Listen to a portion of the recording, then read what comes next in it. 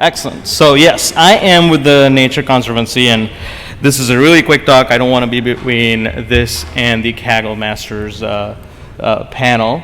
But really just the question is, if you must have been living under a rock if you don't recognize that the planet needs help. I work for the Nature Conservancy as a senior advisor on applied AI and innovation. It really is just looking at how can we bring AI to understand what the planet's up to. The Nature Conservancy is a global organization, a nonprofit with impact work in over 72 countries. That's on-field staff. They're running over 100 marine conservation projects, and we have about 400 or so scientists that are focused on protecting the 4 areas that we call our priorities, tackling climate change, land and water, food and water sustainability, and finally healthy cities. You might think that these are really broad stroke ideas, but our scientists are really tackling these global challenges at a local level. And that really opens up a lot of opportunity to bring in the power of data science. Shri brought up earlier today how data science is should be perceived as a team sport, and with the Nature Conservancy, given that we have all this domain expertise, we're excited to kind of partner and work with H2O and make them our prime data science backbone. We really talk about data from a standpoint of what the nature generates, but it's not just nature. Our chief scientist believes in this vision that nature and society coexist, and it's kind of a virtuous cycle. We all want to use nature for our well-being, but then nature really has to enrich that back with us, and it's a cycle that really draws up resources and makes it challenging for us to do everything all the time, which is resource intensively.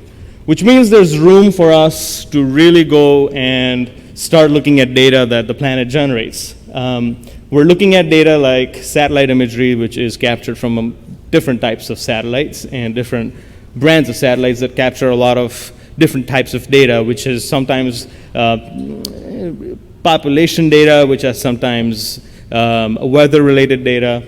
We have local sensors and on-the-field IoT sensors that are streaming data from water quality to water surface quality to water quantity.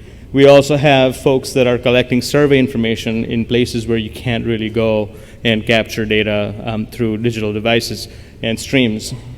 And finally, we've done some new innovative stuff where we've deployed drones and audio devices that capture biometric audio sound data from forests.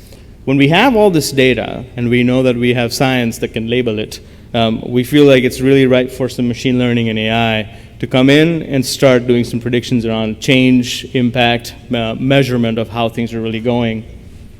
As you know, water is a big challenge for us and aligns really nicely with H2O's branding. But water is an area where the Nature Conservancy is very heavily focused on preserving quality, prediction, and management of resources that we've deployed across the planet. Couple of examples that I really want to show, one of them being fires and fire management. This is some really ground level AI work that we've done, and we hope to enrich and enhance this with H2O's capabilities, especially with driverless and Q.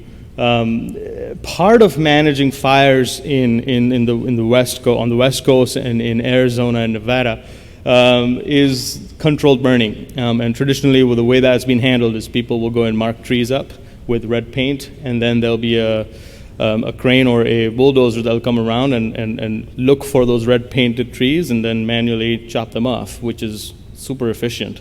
But that's really not the best way to do it. With AI, we believe we can actually empower some on-prem, on-device image recognition, data processing, and deploy things out on the edge so that a lot of this happens digitally, virtually.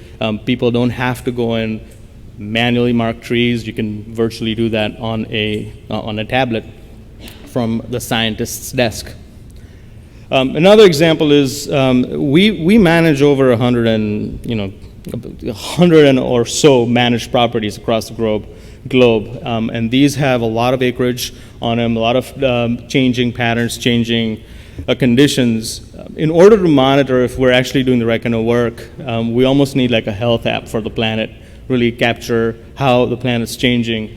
We are starting to leverage AI to detect and classify how change is happening on those properties, on protected lands, classifying that as good or what kind of condition is happening on those classified lands is a pretty important part and task for what we need to do. Traditionally, again, this has been something that was manually done. You'd have scientists look at data on manual maps and then start marking them up.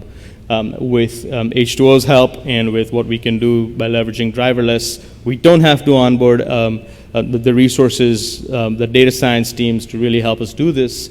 We can offload it to H2O and focus heavily on our scientific expertise. So just want to really call out on the potential of what we can do with H2O. Just check on time. It's really the data streams that we're starting to collect right now are going beyond the satellite imagery and the couple examples I showed you. We're starting to deal with audio signals. We're starting to deal with IoT sensors. We have an accelerator program, so for folks that are in Denver next week, I'd be happy to invite folks to a demo day where we've built AI solutions. Companies have leveraged a lot of these technologies, emerging technologies, to build predictors and classifiers and are now using them on the field.